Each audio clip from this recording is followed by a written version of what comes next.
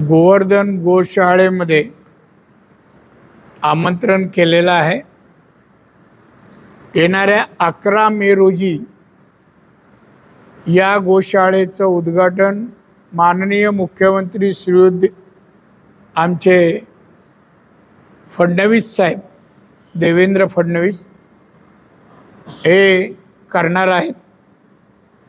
त्या अगोदर आपल्या सर्वांना पार्श्वभूमी गोशाळेची सांगावी का त्या दिवशी तुम्हाला हे सगळं पाहता पण येणार नाही गडबडीत गर्दीमुळे, म्हणून आज आमंत्रित केलेलं आहे।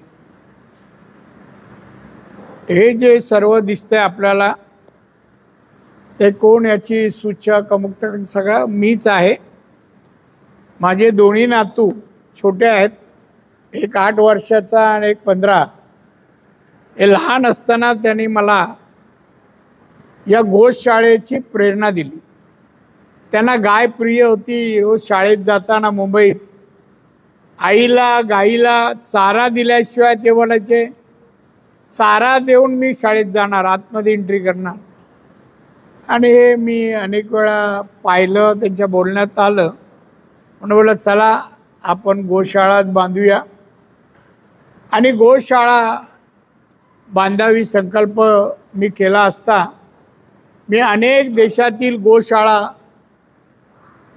जर काय चाललंय रे तुमचं संदीप तू बाजूला, तुझी उंची नाही हात पुढे पोचतो, हे गुंजे तू उंच तिथे राह, सुरेश लावतो इथे खुर्ची, हात पोचला पाहिजे ना। हा बस। आणि म्हणून मी राजस्थान गुजरातमधील अनेक गोशाळा पाहून आलो मागील 3 वर्षात। आणि त्यानंतर या गोशाळा बांधायला घेतली। ही जवळपास 70 एकरमध्ये ही गोशाळा आहे। त्यामध्ये आम्ही 23 एकरमध्ये फक्त गोशाळा आणि बाकी गायींना चाऱ्यासाठी वेगळी जागा सोडली आहे। गोट फार्मिंग आणि पोल्ट्रीसाठी वेगळी जागा सोडली आहे। पण 23 एकरमध्ये आम्ही गोशाळा ही उभारलेली आहे। या गोशाळेचं वैशिष्ट्य म्हणजे नुसती आवड गायीची सेवा एवढंच नाही आहे, कोकणातील आमच्या तरुण तरुणींना नवीन सर्वच नागरिकांना गाय म्हणजे काय असं म्हणतात। अनेक धर्म, जैन धर्मात तर गायीला देव मानतात, माता म्हणतात। आणि गाय म्हणजे समृद्धी प्रगती असं त्यांचं मत आहे। ते माझंही मत आहे। मला आकर्षण झालं आणि मी गाय बांधायला घेतली। मी अमोलपासून मी डेअरी मिनिस्टर होतो तेव्हाही मी अमोल आणि देशातल्या मोठ्या मोठ्या डेअरी पाहिल्यात। फ्रान्ससारख्या देशात, इस्रायलसारख्या देशात मी स्वतः गेलेलो आहे आणि गाई आणि डेअरी आणि दूध व्यवसाय, दुधापासून होणारे बाय प्रोडक्ट हे सगळे पाहिलेलं आहे। त्यामुळे गायीपासून प्रगती आमच्या लोकांना साध्य व्हावी, कोकणी माणसाला त्यातलं ज्ञान लोकांना द्यावं या हेतूनेच मी हा केलेला प्रयोग आहे। इथे सगळ्या प्रकारच्या गायी आहेत। तुम्हाला गीर गाई जी आज देशात प्रसिद्ध आहे ती जवळपास 17-18 लिटर दूध देते गीर गाय। त्याचप्रमाणे या राज्यातल्या अनेक काही जाती आहेत। लातूरमधली देखणी गाय आहे, देवणी, अशा वेगवेगळ्या गायी मी मुद्दाम ठेवला आहे की गावठी गायी आहे, आपल्या जिल्ह्यातल्याही आहेत, राज्यातल्याच आहे आणि देश पातळीवरच्या आहे। हे का ठेवलं तर लोकांना परवडेल ती गाय घ्यावी। दुधाचं उत्पादन देणारी जर्सी गाय पण आहे, लोकांना ज्याचं तूप आवडतं अशी गीर गाई आणि तिचं दूध देणारी 17 ते 18 लिटर देणारी गीर गाई आहे। आणि आज त्याच्या तुपाला 10,500 रुपये लिटर आज तूप जात आहे। त्यामुळे लोकांनी व्यवसायाकडे वळावं।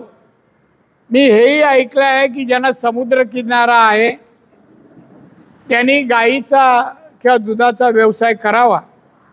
या जिल्ह्याला 121 किलोमीटरचा समुद्रकिनारा आहे आणि म्हणून याचं प्रबोधन या व्यवसायाचं आम्ही या समुद्रकिनाऱ्याच्या गावांमध्ये आम्ही करणार आहोत। यापूर्वी प्रयोग मी केला, पहिल्या वेळेला डेअरी मिनिस्टर झालो तेव्हा केंद्र सरकारच्या मदतीने 50% गाई म्हशी देण्याचा प्रयत्न केला। आताही मला हा प्रयत्न पुढे न्यायचा आहे। गायीतून समृद्धी या जिल्ह्याने साध्य करावी, त्याला पर्यटनाची जोडही आहे आणि मग इथला माणूस सुखी समाधानी व्हायचा असेल तर त्याचं दरडोई उत्पन्न वाढावं या स्तुत हेतूने ही गोशाळा आणलेली आहे। पर्यटन स्थळ आता काही जण म्हणतात म्हणून हे प्रसिद्ध होईल, हा माझा हेतू नाही, पण येणाऱ्या जिल्ह्यातील शेतकऱ्यांनी तरुणांनी दुधाच्या व्यवसायाकडे वळावं। आणि गाय म्हणजे जैन धर्मात तुम्हाला म्हणते देवता माता मानतात, आपण हिंदू माता म्हणतो। त्या गायीच्या माध्यमातून मातेच्या माध्यमातून प्रगती साध्य व्हावी हा प्रयत्न व्हावा या स्तुत्य हेतूने ही गोशाळा दिसते आहे। तुम्हाला वाटेल भव्य दिव्य आहे, पण आलेले लोक राज्यातले देशातले हे आल्यानंतर त्यांना थोडा इतिहास कळावा। खाली श्रीकृष्णाची पूर्ण जन्मापासून सर्व हिस्ट्री आहे, ती लोकांनी येताना तिथून यावं पाहावं। ते अजून चालू नाही, ती 11 तारीखला सगळं चालू होईल। त्यानंतर गायी पाहाव्यात। गायीच्या शेणापासून आम्ही खत बनवणार आहोत, देशात विदेशात त्याची विक्री होईल अशी फॅक्टरी असेल आमची। कन्सल्टंट आहेत चांगले त्याचे, म्हणजे मीच काय कन्सल्टंट सगळ्या विषयाचं नाही, एक्सपर्ट आहेत। गोमूत्रापासून औषध बनवली जाईल, शेणापासून खत, बायोगॅस आणि रंग हे 3 प्रोडक्ट बनवले जातील आणि तेही या शेवटी जिथे आपली गाई ठेवण्याचं ठिकाणं बांधले त्याच्या बाजूलाच ते आहे। आणि गाईच्या शेणापासून तसं दुधापासून चीज बटरपासून दही तूप आईस्क्रीम सगळं बनवलं जाईल इथे आणि सगळ्याचं मार्केटिंग केलं जाईल। हे बनवलं का जाईल, इथल्या लोकांनी येऊन पाहावं। तूप कसं बनतं, दही कसं बनतं, ताक तर माहिती आहे सगळ्यांना, चीज बटर कसं बनतं, आणि मग ते इथल्या लोकांनी एकत्र येऊन कॉपरेटिव्ह कुठल्या मार्गाने हे सगळं बनवावं, मार्केटिंग करावं, पैसे मिळवावे आणि आर्थिक सुबत्ता गायीच्या दुधापासून किंवा गायीपासून मिळवावी या हेतूने ही गोशाळा आहे, गोमातेची गोशाळा। आणि गायला मी पवित्र गाय मानतो, तिची सेवा माझ्या हस्ते व्हावी या स्तुत्य हेतूने हे मी केलेलं प्रयोजन आहे। आता याबद्दल तुम्हाला हे पत्रिका मिळालंच असेल, हे दिलं का रे? थोडा राहिला ना, देऊन टाक।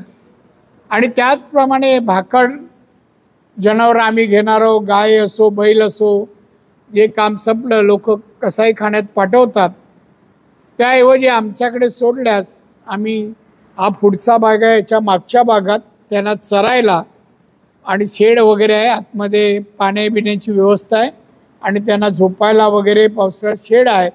तर अशी भाकड जनावर घेऊन आम्ही त्यांची सेवा करणार, किती आली तरी, आजार येऊ दे। या जिल्ह्यातली मॅक्झिमम सगळी जनावरं घ्यायचा आम्ही प्रयत्न करतो आहे। त्यामुळं गाय आणि गायपासूनची जेवढी काही बैल वगैरे असतील त्या सगळ्यांना काही उपयोग नसेल तर इथे आम्ही त्यांना चाऱ्यापासून सगळं त्यांचं खाद्य पाणी आणि निगा राखण्याचं काम करू। आम्ही 2 डॉक्टर ठेवले आहेत इथे, डॉक्टरही आहेत आणि तपासण्याचे आम्ही दवाखाना एका बाजूला आहे। त्यामुळे सगळ्या सुखसोयी या ठिकाणी संवर्धन गायीचं करावं याची या ठिकाणी प्रयोजन केलेलं आहे।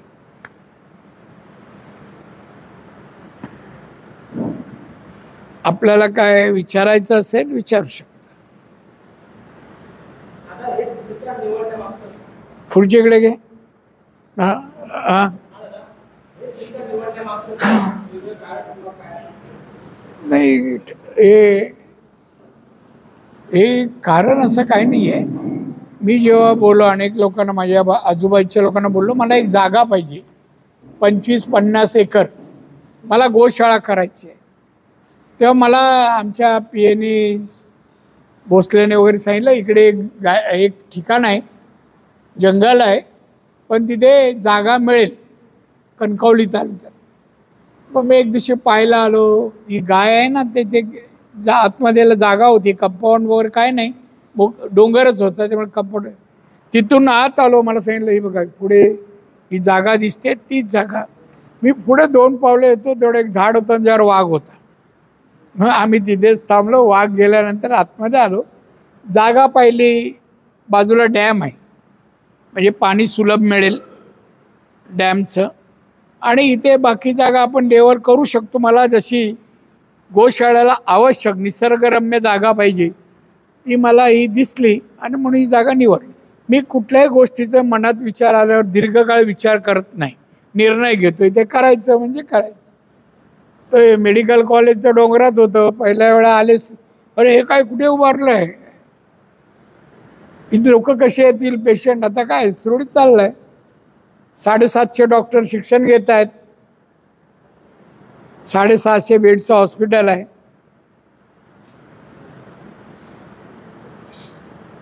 त्यामुळे निवडले.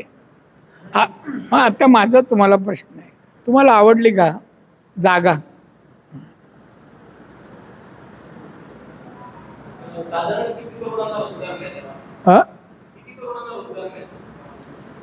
रोजगार देखो बघा, याला अंत नाही, किती लोक जाऊन हा उद्योग करतील, पण इथे 150-200 लोकांना मिळेल.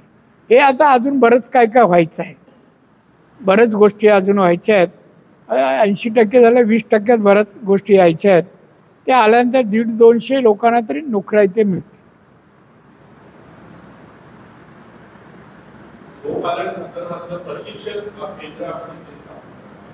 ते तर आम्ही देतोच आहोत. इथे प्रशिक्षण गोपालनासंबंधीची माहिती आमच्याकडे जे एक्सपर्ट आहेत ते आम्ही देणारच.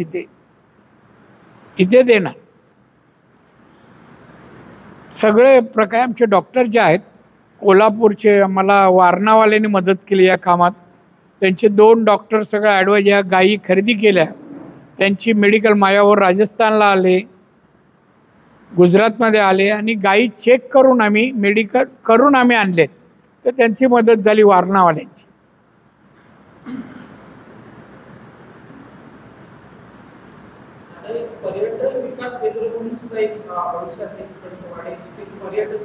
हे पर्यटन क्षेत्र व्हावं, ही बाग मी पत्रकारांना च्या स्वाधीन केलंय. त्यांनी म्हणावं की नाही, ते म्हणाले तर मी म्हणणार.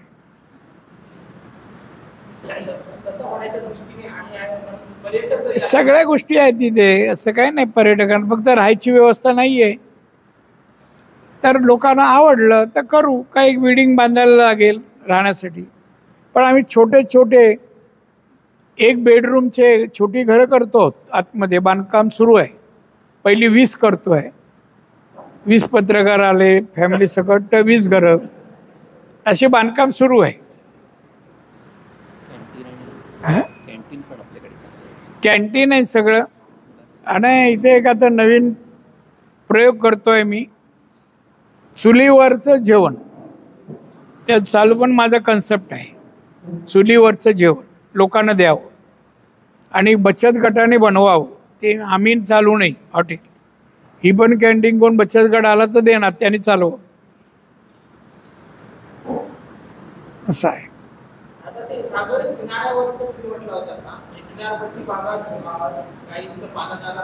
आम्ही ज्यांनी आता हे सांगितलं ना, आम्ही लोकांना मार्गदर्शन करणार. इथे गायी पाळा, मग त्यांची अडचण अशी आहे, दूध कुठे जाईल, मग दूध आम्ही तिथून संकलन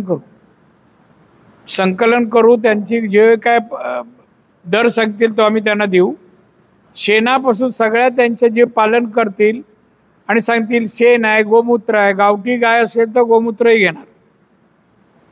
जेवढं मिळेल तेवढं शेण आम्ही घेणार. शेणचं मोठी फॅक्टरी इथे लागेल खतासाठी.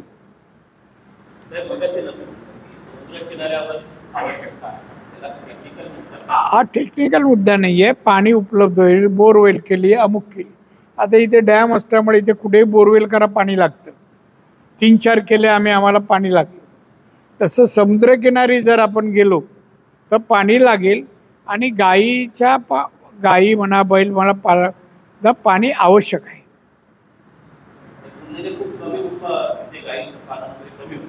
कारण लोकांना मासे मिळतात. शॉर्टकट आहे आपलं जीवन मालवणी लोकांचं. मग बस झालं ना. मुलं बाळं लग्न 1-2 मुलं झाली, रिलॅक्स, दुपारीच मस्त झोपायचं.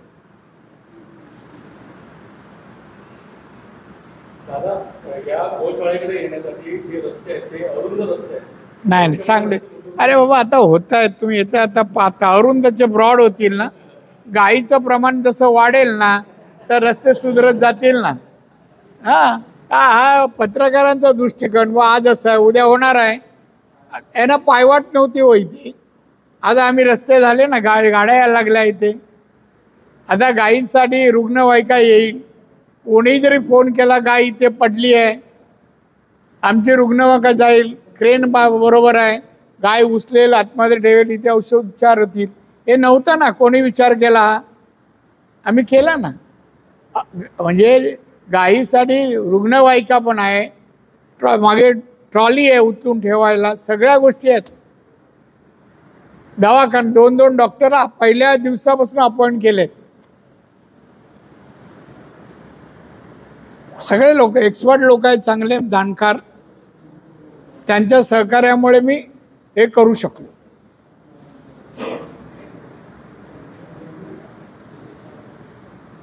माझं म्हणणं असं आहे, मी तुम्हाला अगोदर पहिली जर कोणाला आमंत्रित केलं असेल तर पत्रकार. तर मला असं वाटतं पत्रकारांना वेळ भरपूर असतो, बातमी पाठवली का काम नाही, 2-2 गाय पाळायला लागा चांगल्या. अरे ऐकून घ्या, काय तुला आहे रे, दुसऱ्यांना नाही ना. काय काम करतो, काय करता आपण? बिझी ते बिझीपणा मला माहिती आहे, ते नाही मी सांग. मी आपलं ते पोएट्री फॉर्मचं आहे, माहिती मिळेल बाबा 1000ला किती खर्च येतो, काय करतो. गोट फार्मिंग आहे. आता आम्ही काही जात आणले आहे, बोरजाट घाटाची आफ्रिकेची साऊथर, 60 किलो वजन होतं आणि मला मिळतील 60 किलो. जर एक विकलं हॉटेलवाल्याला मटण, 60 किलोचं बकऱ्याच्या मटणाची किती किंमत झाली? जरा वेगवेगळ्या जाती पण लोकांनी ओळखाव्या, ठेवाव्या म्हणून आहे रे. तू श्रीमंत आहे, मी असं नाही. ज्यांना कोणाला पत्रकारांना आवड आहे, आवड त्याने करा. श्रीमंत पत्रकारांना आणि संध्याकाळी भरपूर वेळ आहे अशांसाठी नाही, अशांसाठी नाही.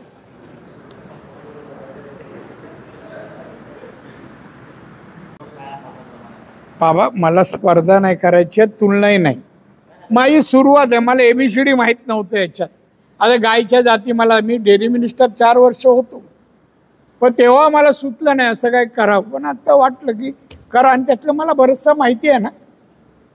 आणि म्हणून पण त्यांच्या अरे बाबा ते अनेक वर्ष करत आहे, त्यांचं तूप बीप अख्ख्या जगामध्ये जातं, अनेक गोष्टी आहेत, त्याने त्याच्यावर बराच प्रयोग केले आहेत. आपली सुरुवात आहे, आपण प्रयोग करू, हे करू, तेव्हा ठीक आहे ना. पण लोकांना इथल्या सांगा ना, मला जिल्हा बँक आहे, ज्याला आता कुपोषित बालकं 111 कुटुंब आहेत, त्यांना सांगितलं 2-2 गाय जिल्हा बँकेने लोन द्यावं, त्यांचं दूध आम्ही घेऊ, त्यांना दर दिवशी महिन्याला पैसे देऊ. ती बालकं 6 महिन्यात कुपोषित म्हणून बाहेर येणार. घरचं दूध पण आहे आणि धान्यासाठी पण दूध विकून पैसे येणार. कल्पना चांगली आहे की नाही? मग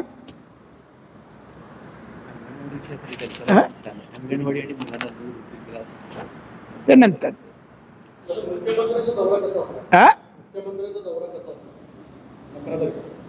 कसा असेल मी दौरा नाही ऐकून घ्या. ते मालवणला येणार. आता लँड कुठे करावं सध्या चर्चा चालली. मी बोललो बोर्डिंग ग्राउंडवर करा आणि तिथून इझी पडेल. कोळंबला लांब पडतं म्हणून ते सकाळी आमची कलेक्टर ऑफिसमध्ये चर्चा झाली. तिथून हे ठिकाणावर येणार. महाराजांनी प्रार्थना पूजा झाली का परत येऊन विमानाने हेलिकॉप्टरने इकडे येणार. हॅलिपॅड वगैरे आहे वरती, तिकडे येणार. एकनाथ शिंदे पण येतील, कदाचित अजित पवार येतील. या सगळ्यांना आमंत्रण आहे. मी जनतेला पण अशी फक्त हँडबिल काढून वाटतोय आपण जिल्ह्यात प्रत्येकाला आमंत्रणामध्ये इथे बरोबर नाही. कारण तुम्हाला माहिती आहे ना, मी झाडं एक एक पुण्यावाने लांब लांबून आणलेली. तोडफोड कुठे नको व्हायला. एक एक झाड फार महत्त्वाचं आहे. तुमचा पिंपळाचं झाड मी 2.25 लाखाला आणलं आहे. तिथे आहे बघा, इथेच समोरून दिसतं. ही काय काय झाडं आहे ना, 1 लाख 1.25 लाख अशी का आणली. मला लोकांना दाखवतं शेतकऱ्यांना, हिची 1.25 लाख आहे. ही मेहनतीने केलं आहे. ही झाड का आंब्याचं काजूचं नाही तरी 1.25 लाख किंमत मोजावी लागते. असं काहीतरी करा ना. झाडं कमी आहेत कोकणात, फक्त फळं घेतो, बाकी अन्य मार्गाने. नर्सरी किती आहेत पुण्यावर, आम्ही झाडं इथून आणतो. एक तेली बिली सोडले देवगडचे तर मोठ्या नर्सरी कुठे आहेत, का नाहीत. दुसरी शोची झाडं, इंडोर झाडं का नाहीत. आज लोकांना हौस आहे फ्लॅटमध्ये एक तरी झाड ठेवायचं, 2 ठेवावं. तर ह्या इकडे लक्ष वेधावं म्हणून प्रयत्न आहे. थोड्या दिवसांनी मला अजून जर पुढे जागा मिळाली 5 एकर, मी उत्तम नर्सरी काढतो या शोच्या झाडाची. पुण्याला मी जो झाड आणतो ना, 500 एकरवर गुप्ता नावाच्या माणसाची नर्सरी आहे. 500 एकर. आणि तो अशी झाडं निर्माण करून विकतो. पिंपळ आपल्या जंगलात भरपूर आहेत, वड आहेत. मी वडाचं झाड मी कॉलेजमध्ये लावलं मागच्या वर्षी, 1.5 लाखाला आणलं. 12 फूट उंच. मस्त छाटून तयार करतात ते. आपण सांगितलं मालवणी माणसात, हो असं आहे काय वेळ लागला काय पिंपळात झाडता माणूस काय पण 4 शिव्या पण घालतील. आता ही झाडं बघितल्यानंतर एक एक झाड 50,000 60,000.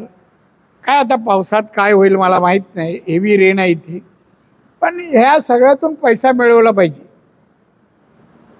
आपण मासे पकडतो, जसे तसे विकतो. आता माशाच्या किती मशीन ड्राय करून सुके मासे आणि त्याच्यावर वेफर किती प्रकार निघाले. त्यात आपण अजून नाही आलो. पण मला वाटतं अशी किनारपट्टी त्याचे प्रयोग व्हावे, लोकांनी बनवावं, मिळवावं. पापलेट असं 1,500 मिळत असेल, सुकवलं, अमुक केलं, पॅक केलं, 3,000 तरी मिळतील. 1,000 एक्स्ट्रा मिळेल. अधिकच्या पैसे मिळवायला हा हे प्रयोग करायला लागतो. आणि त्याचं प्रबोधन करायचं एकमेव माध्यम पत्रकारिता आहे. खरं सांगतो, ब्रेकिंग न्यूज काय लोकांच्या देताना त्यापेक्षा अशी काय माहिती द्या. ब्रेकिंग काय न करता बरेच लोक बोलतात, काय त्यांना ज्ञान आहे माहीत नाही. नारायण राणेवर काय न अभ्यास करता बोलता येतं, पण नारायण राणेच्या अभ्यासावर आतापर्यंत बोललेलं काही माणूस नाही. मी जे उपक्रम केले ते, हॉस्पिटल आणलं काय मोठं हाऊस मजा म्हणून नाही. सिमेंट रेती पडले असताना पत्रकाराने बातमी बेकायदेशीर, मला काय म्हणायचं नाही, पण मी थांबलो नाही. मी काही करायला निघू, मी थांबत, माझ्यासाठी नाही करत. माझे वडील वयाच्या 52 वर्षी गेले, डॉक्टर मिळाले नाही अटॅक आल्यानंतर म्हणून गेले. मला वाटलं दुसरे नारायण राणेचे वडील गेले असं दुसरा माणूस जाऊ नये म्हणून जंगलात हॉस्पिटल तयार. 6.5 बेडचं, 650 बेडचं मेडिकल कॉलेज, इंजिनिअरिंग कॉलेज. गेल्या 30 वर्षात किती इंजिनियर होऊन हजारो म्हणजे 25-50 लाख रुपये पगार घेत असतील. काही त्याच्यावर बातम्या जात नाहीत. मला काय म्हणा प्रसिद्धी नको, ईश्वराने भरपूर प्रसिद्धी दिली BSTच्या. पण हे असं कोणीतरी करत राहायला पाहिजे. काहीतरी नवीन नवीन उपक्रम यायला पाहिजे. हो, टीका करणं सोपं आहे. हो, त्याला काय लागत नाही. लेखणी आणि तोंड. वाईट म्हणायला काय तर वाईट, नारायण राणे वाईट आहे. नारायण राणेवर परिणाम होत नाही. वाईट म्हणणाऱ्याला फायदा काय झाला, समाजाला काय फायदा आला, याचा पण विचार करायला पाहिजे. मला पत्रकार माझे अनेक मित्र आहेत. आमचे एक बसले जुने मुंबईपासून, चव्हाण साहेब. विचारा त्यांना, माझा हा प्रवास, मला एकूण 60 वर्ष आली राजकारणात, मी काल आलो नाही. लोकप्रतिनिधी 39 वर्ष, 40 नगरसेवकानंतर. मला बडाई नाही, गर्व नाही, मी नॉर्मल, मी सेवक. मी आजही म्हणतो साहेब सोडा हो, मी समाजसेवक आहे. पण मी व्यावसायिक पण आहे. असं नाही की राजकारणाच्या पैशावर मी मी व्यावसायिक आहे. 15 वर्ष असल्यापासून मुंबईत व्यवसाय करतो. आज अनेक व्यवसाय आहेत, बंद नाही केले. ह्या गोशाळेकडे व्यवसाय म्हणून पाहत नाही मी. गायीची सेवा व्हावी, गायीतून आमच्या ग्रामस्थांनी रोजगार निर्माण करावेत, पैसे मिळवावेत, दरडोई उत्पन्न वाढवावं, मुलाबाळांना चांगलं शिकवावं, IAS IPS करावं, डॉक्टर इंजिनियर करावं, तरच हा जिल्हा समृद्ध होईल हो. त्याला पर्यटनाची जोड आहे. पर्यटनासाठी 2 रूम 4 रूम बांधले जर आणि 2 गाय पाळली, त्या गायच्या दुधातून त्या पर्यटकांसाठी लागणारा बहुतेक खर्च तिथून निघेल, सोयीचं होईल. हा येतोय, दुसरं काय नाही. केसरकर साहेब,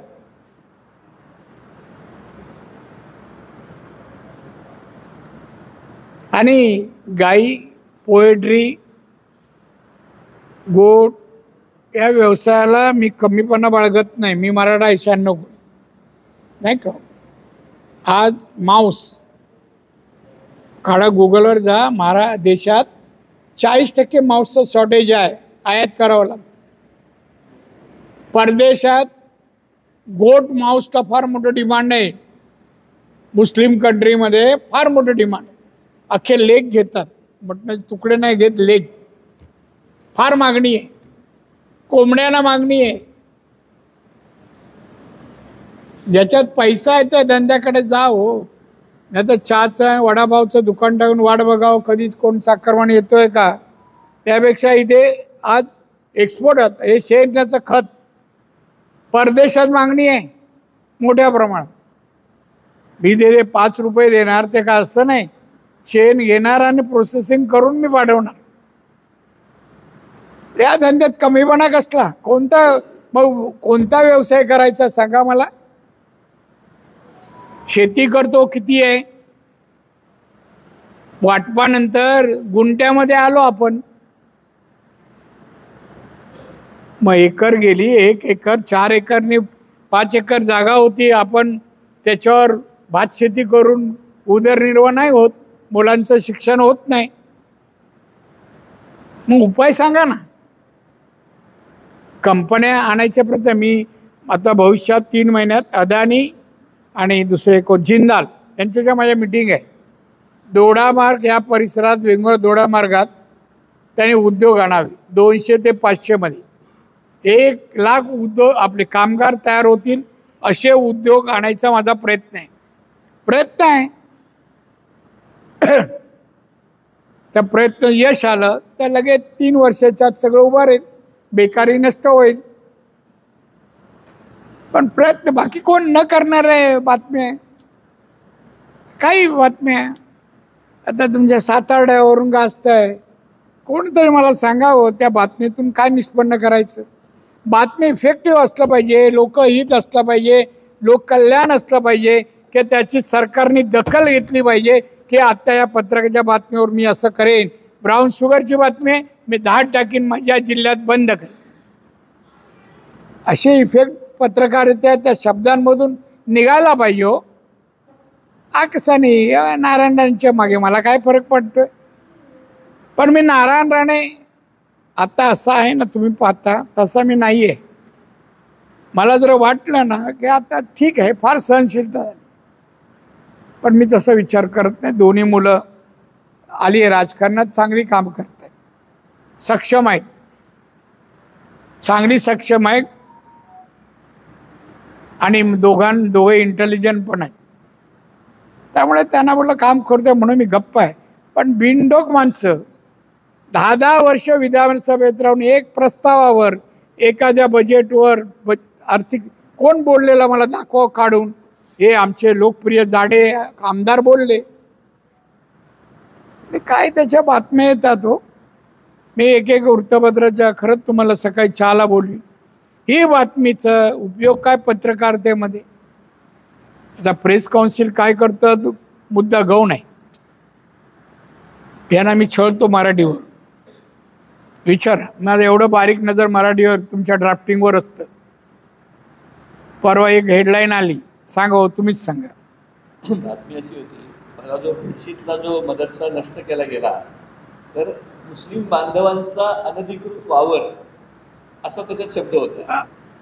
आणि हे भस्मसात असं होतं तिथे. मी सांगतो, एका वृत्तावर हेडलाईन होती,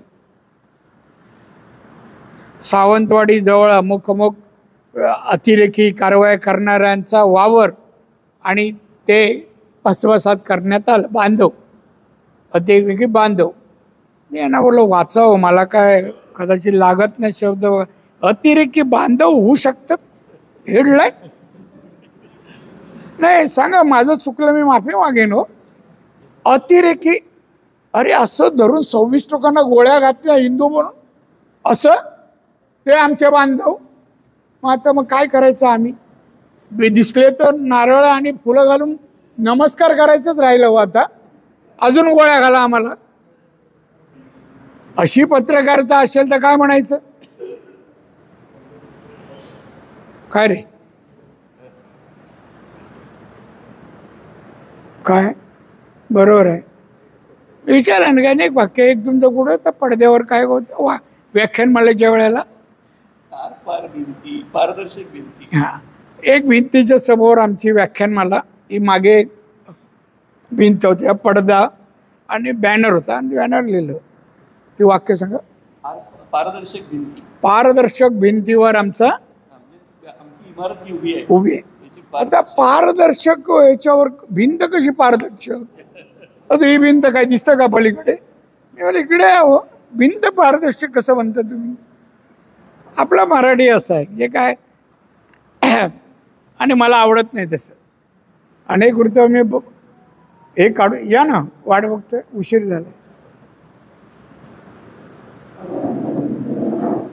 कळलं ना? असं वाटतं. आता बोला काय, तुम्ही पण बोला, मी एकटाच बोलतोय. तुम्ही फिरलात खाली? हां, मग आता जाऊया आपण. तुमचं संभाषण झालं, तुम्ही चहा बी काय देणार की नाही?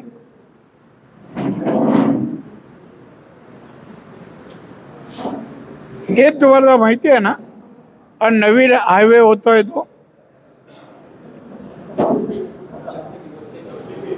शक्तीपीठ. त्याच्यावर आज कलेक्टरकडे बैठक दे. काय हे बंद कर. तो महामार्ग होत आहे, त्याच्याला काय अडचणीसंबंधी कलेक्टरकडे बैठक झाली. प्रत्येक गावात 13 गावात जायचं, मी जाणार, शेतकऱ्यांच्या अडचणीसहून मार्ग काढायचा प्रयत्न करणार. पण हा महामार्ग होणारच. हा अजिबात काम बी बंद नाही होणार. तिकडे गेल्यानंतर लोकांना समज दिल्यावर नुकसान होणार नाही याची काळजी घेऊन मग हा चालू होईल, योग्य वेळेलाच चालू होईल. पण हा महामार्ग होणार. मी तुमच्या सर्वांच्या साक्षीने आमचे माननीय पंतप्रधान नरेंद्र मोदी साहेब हा जो ऑपरेशन सिंदूर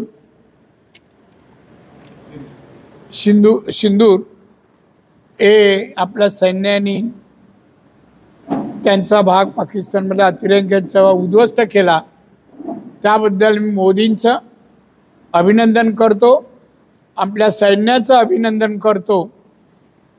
आणि मी एकच म्हणेन, अपेक्षेप्रमाणे माननीय मोदी साहेबांनी ही कारवाई केली, त्याबद्दल त्यांच्याबद्दल मला अभिमान वाटतो. हे त्याबद्दलचं माझं भाष्य आहे. तुम्हाला काय विचारायचं नसेल आपण खाली जाऊ, जरा फेरफटका मारू. अरेच काय देतो की नाही? कुठे घ्यायचं उगे? तुम्ही द्या ना बा, ज्यांचं बोलता बोलता घेता येईल. कुठली वर्ष लावलाय? चालेल काय रे? चालेल. ही नेपाळला अशीच पद्धत आहे.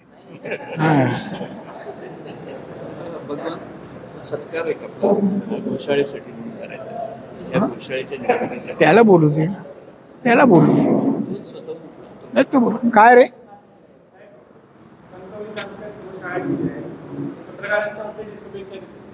शुभेच्छा. दे ना बाबा, काय